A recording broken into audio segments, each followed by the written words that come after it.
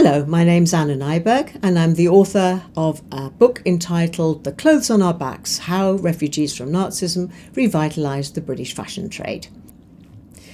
Perhaps it's unexpected that people from Germany revitalised the fashion trade, but 80,000 refugees came to our shores before the outbreak of the Second World War, and they made an impact in ways which were completely unexpected. Because the time between the wars in Germany and Austria had been extremely lively, and there had been a lot of progress made in areas like photography and journalism and filmmaking, and particularly design. And design was not a thing that the Brits were very comfortable with. So we really did very well out of this refugee contribution. And for example, one company of the 30 whose stories I tell in the book is Kangol. They were started by two Polish Jews who came via France to Britain to make headgear. And they settled in the rather unpromising area of Cumbria, which was very alien to them. And when war broke out, they were lucky enough to have the commission of making headgear for the army, and that absolutely embodied their company. We can't think of Field Marshal Montgomery without his Kangol beret, and air raid wardens, everybody wore a Kangol beret. So that absolutely set them up, and over the following decades after the war, they became the berets became real fashion statements, and still are today.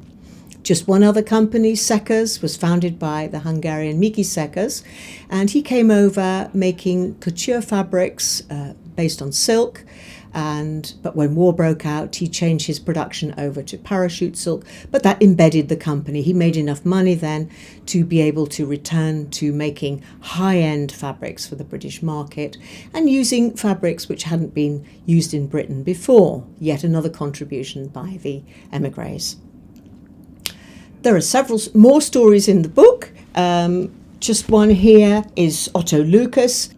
You can see his wonderful hats. He was a top-end milliner. Now you can see them in the Museum of London or in the Victoria and Albert Museum. He should be a household name, but somehow he isn't. In his day, he was making 55,000 hats a year.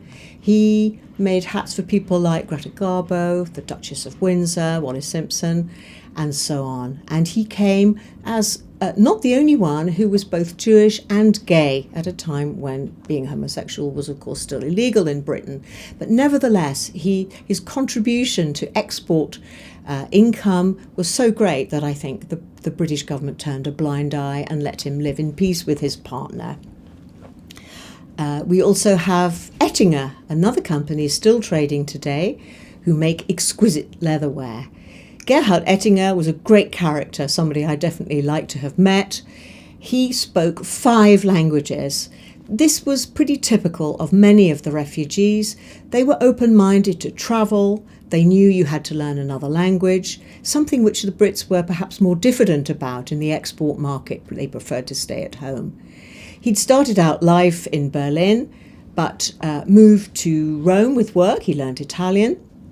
Then he moved back to Berlin to work in the film industry, making films with people featuring Marlene Dietrich, for example. Then he moved to Paris, where he learnt French.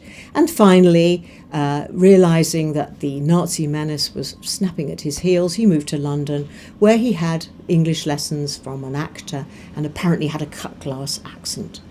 He eventually set up Gerhard Oettinger Limited, making leatherware in the Midlands, where they still made today.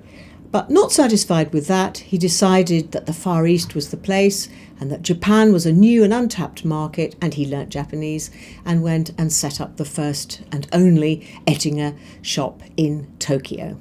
So these are just 4 stories of around 30. The refugees have a very strong legacy still today.